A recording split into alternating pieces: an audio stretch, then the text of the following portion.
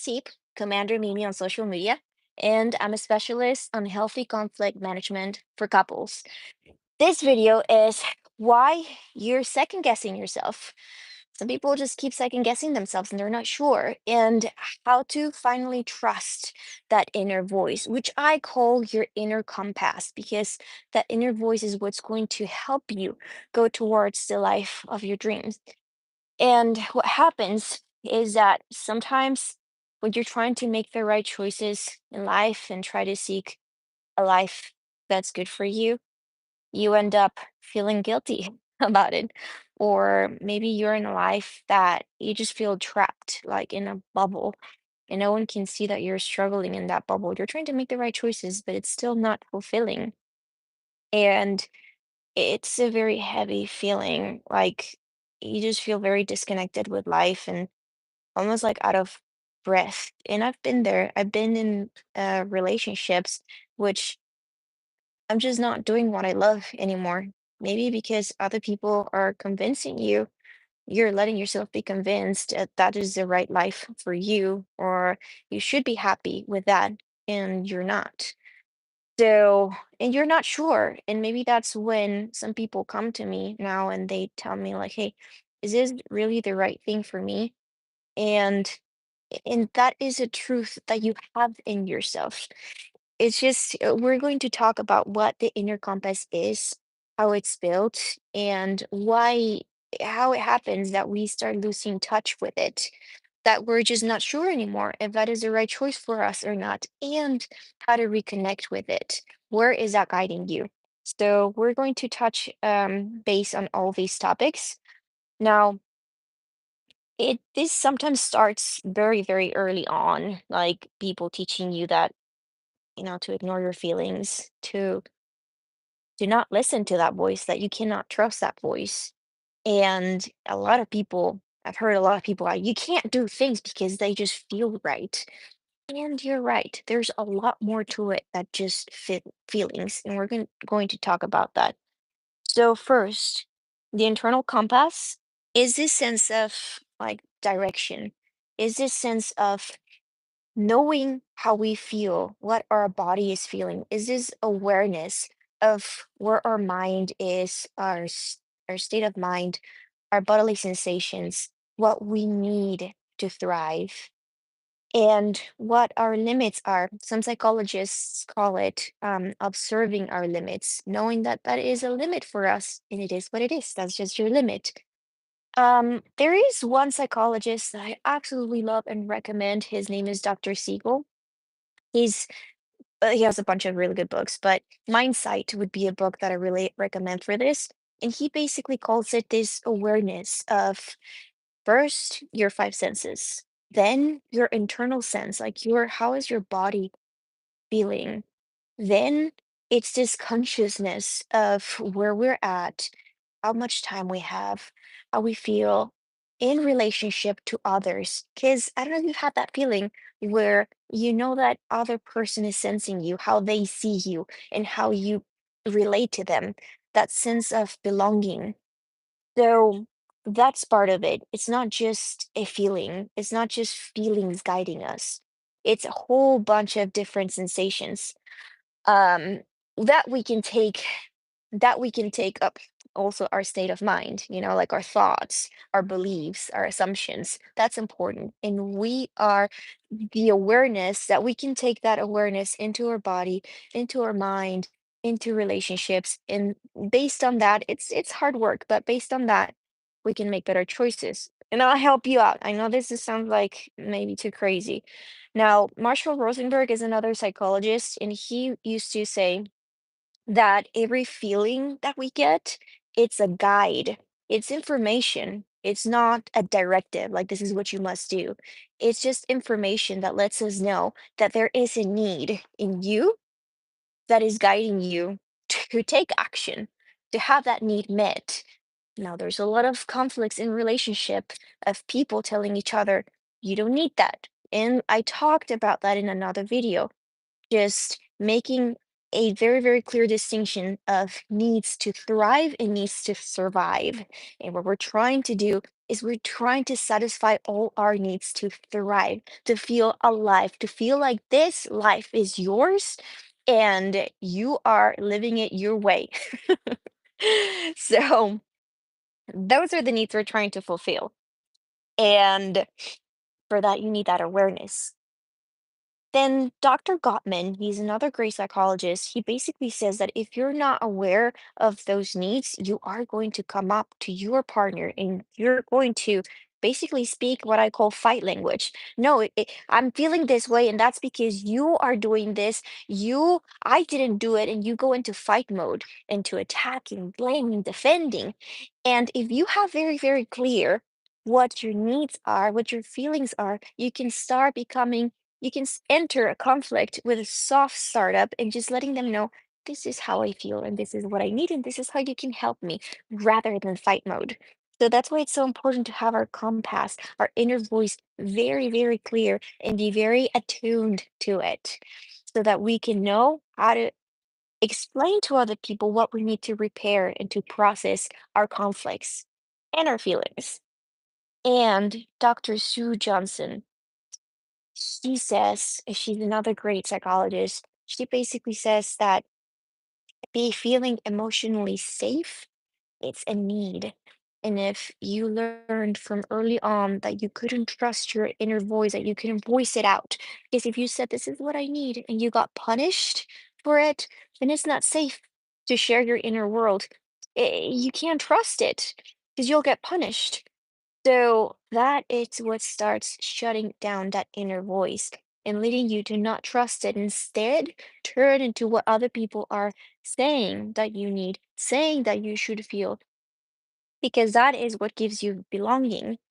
So we do need to find people that will help us, will give us that emotional safety so that we can start feeling more free to be ourselves. Like that's not going to happen overnight.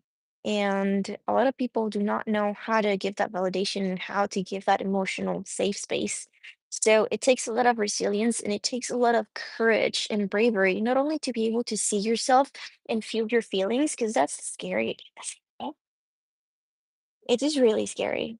Once you start noticing, like, if I don't like this, if this is how I feel, and if I voice it out and this person rejects me, dude, that means that I actually have to do something about it. And that means sometimes losing relationships and walking away. And that's very scary. All of this takes a lot of emotional bravery. So, this is just step one, being aware of your feelings. We're going to talk about different, about how to set boundaries, about how to voice them out, about how to communicate them in a different video. Right now, the first thing you need is how to become aware of that internal voice, of that inner compass, and where to know where it's guiding you. So, some people lose touch with it because of that, because when they were small, people would punish you when you voiced out your uncomfortable, messy feelings. They would either punish you or dismiss you. You're too sensitive. You're being too much. Like, oh my gosh, you're too much. And they dismissed you and left you alone. And those are very painful rejections that we build in our memory. Maybe not. It's very funny because we have two types of memory, extrinsic and intrinsic. So maybe we just don't have a clear image of people actually rejecting us, but we have learned that now we have it as an intrinsic memory. I'm not going to go into detail about this, but basically when we associate expressing our needs, now we have that fear because we know that rejection or dismissal is going to come right after. So it takes time and it takes a lot of awareness to relearn that expressing your limits, it's for you. It's for you to hear yourself, to assert yourself, and to build a better life. So um, that's why some people just learn to mistrust their emotions and they start prioritizing what other people say or what other people expect out of you rather than hearing what you would like for your life. People start people pleasing. You start feeling more comfortable, or just you start thinking that being uncomfortable and just putting up with stuff that you don't like is the way to be. And that strategy is what reinforces this strategy because people are happy with a version of you that's not really who you want to be. but at least you got them. At least you got those relationships. They're not leaving. So that's what builds toxic cycles. And so what is this compass? So if I'm doing all that, like what is that compass should be telling me or guiding me? I don't know if you guys have heard the PERMA model of happiness. So the PERMA model of happiness is are things that you can do, that you can seek out to make your life more fulfilling and to actually, it's not like seeking happiness, but it's seeking a life that's more fulfilling for you. So for that, we have those letters. P is for positive emotions. It's basically doing more things that make you happy. If you notice that going to a hike makes you happy, this is something that in general just makes me feel full of life. Then those are the activities that you can plug into your life and know, for me to feel fulfilled, I need to do this once a week. You would feel so happy doing that. Okay, that's positive emotions. Let's insert that. Then PERMA, E, engagement in life. Engagement is basically the state of flow. Those are activities that make you feel very into the moment. Like you forget who you are, you forget the world around you. You're just doing that activity. For some people, it's music. For me, it's fighting. So that's why I do it every day because it really gets me into that state of mind of flow. So, those are the activities that you want to insert in your life more. PERMA, PER, is for relationships. So that is building relationships that bring you fulfillment, make you happy, that have, Gottman would say, those are the relationships that have a 20 to 1 positive to negative ratio of interactions. So you have a lot of positive interactions with those people. Those are the relationships that you want to nourish and you want to put in positive interactions and you want to keep more of. So PERMA, then it's M for meaning. What are the things that give meaning to your life, that give you purpose, that make you feel that your life matters? That is a very deep question that sometimes it takes a little bit of work to actually like, I don't know, I just feel like this is meaningless and we need to work on that sometimes. Now, Karma, achievement. Achievement is when some people find it through work. Some people find it through, building a garden and actually seeing the fruits of their work. Anything that gives you achievement. Now, when you are noticing that I feel really achieved doing that, then those are activities that you want to plug into your life and do more of. And that's what your inner voice is telling you to do. If someone tells you that, again, if someone was to tell me that fighting wasn't, it's not something that I need and I shouldn't be doing that, and they try to convince me not to do it, I could start like second guessing myself. But if I observe how I feel, and that it fits the PERMA model and that it actually fulfills my needs to thrive, then I'm not going to be second guessing myself. I know that probably that wouldn't be the best for the other person because they don't want me to get hurt, because whatever it is, and it is what it is. This is something that I actually find that I need to fulfill my need for play, my need to get into flow. And sometimes we're going to disappoint a lot of people. And the whole purpose of this compass is that you are able to live a life that's more aligned to you. It doesn't mean it doesn't mean that people are going to be happy with your choices, but you are going to feel like your life is more yours and that you are going to be able to be more genuine and open. This is what I enjoy. Would you want to have a life with me, even if this is me? And if they jump in, they're choosing you. They're really being able to see you. And if they don't want you to have that life, to have more activities, then are they really the best people for you? Are they really trying to do they really want you to feel fulfilled and feel happy? Would you want to keep someone like that around? That is a harder question. So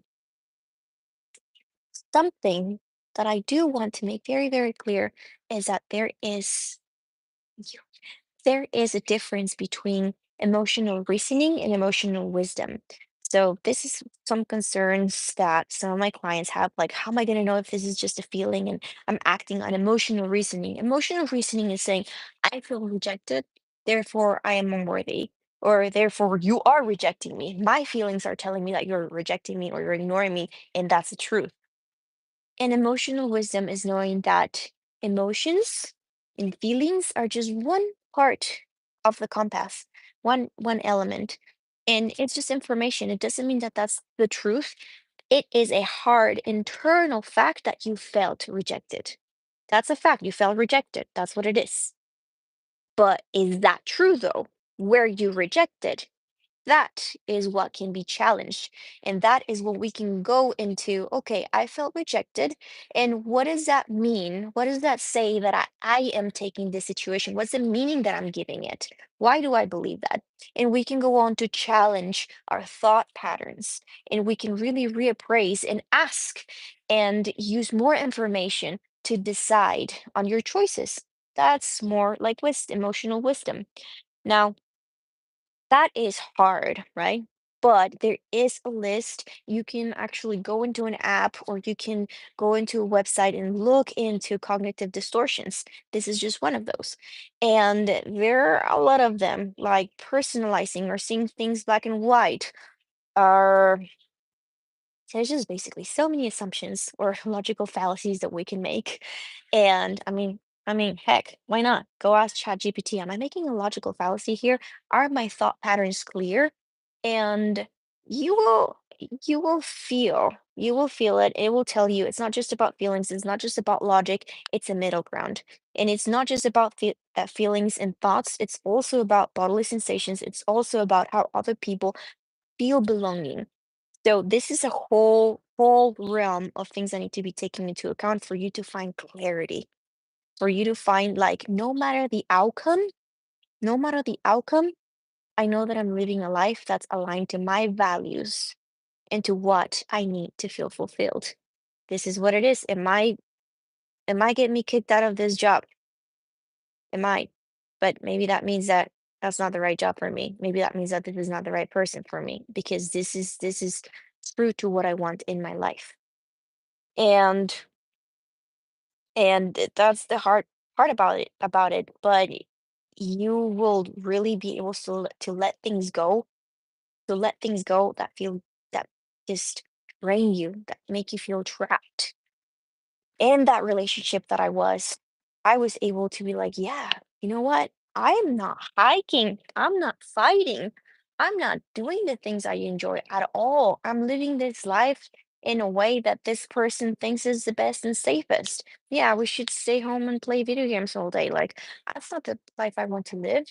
Maybe a little bit, but that's not me.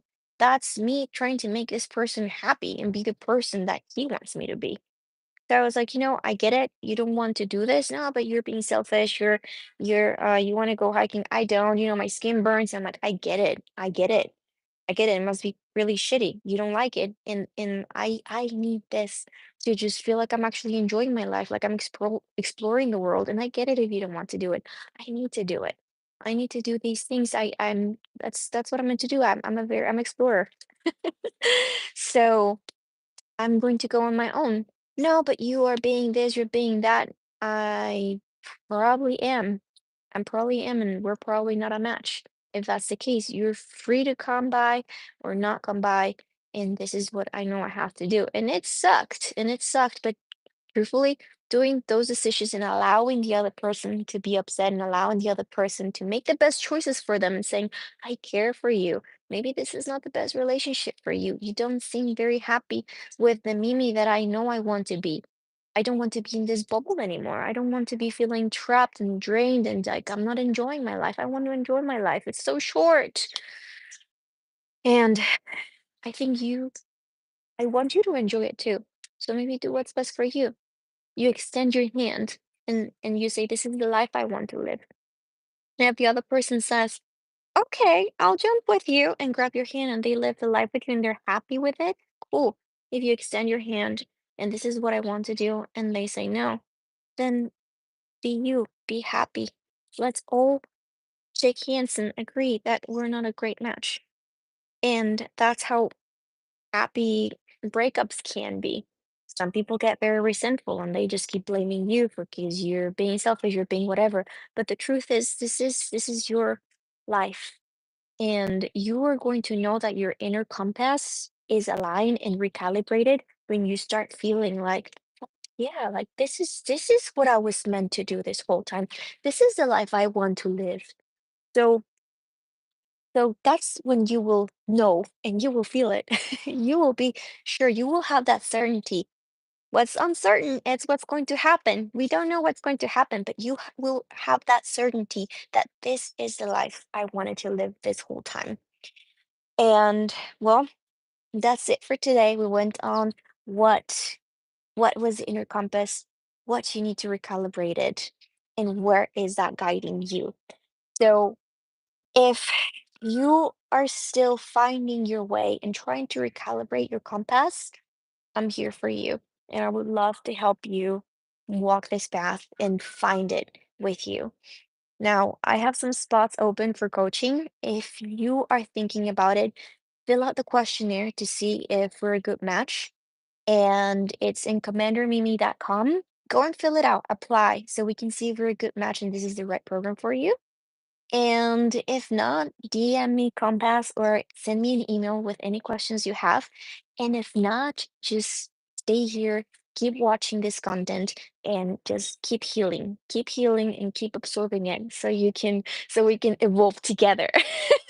Okay, let me know what you think. Also, feel free to tell me anything in the comments.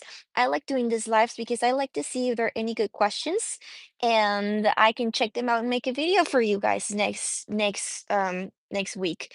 Now I see that there are no real questions, so I will just make something for you next week, and I'll be here, okay? So again, DM me or send me that email or go to my website, commandermimi.com. Okay, lots of love. Bye.